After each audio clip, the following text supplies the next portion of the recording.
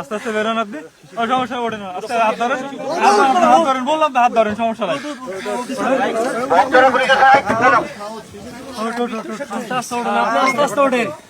কোনো সমস্যা নাই।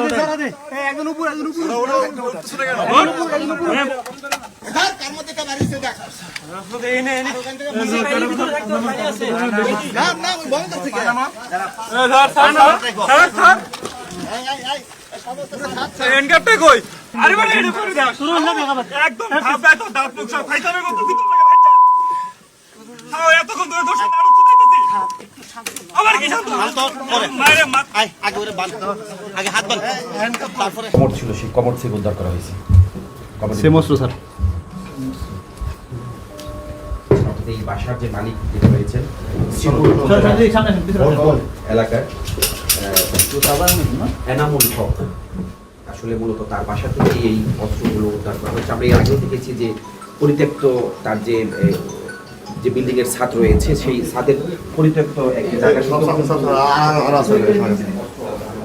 সাবেক ছাত্র দলের কিন্তু তিনি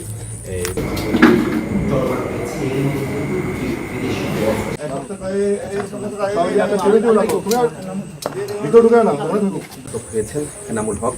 মূলত তাকে আমরা দেখছি, আমরা যদি একটু দেখানোর চেষ্টা করি যে কিছুক্ষণ আগেই যে দুটি অস্ত্র, একটি দল কিন্তু সেই ট্যাঙ্কি, পানির যে ট্যাঙ্কি রয়েছে সেখান থেকে তাকে উদ্ধার করা হয়। আপনারা দেখছেন যে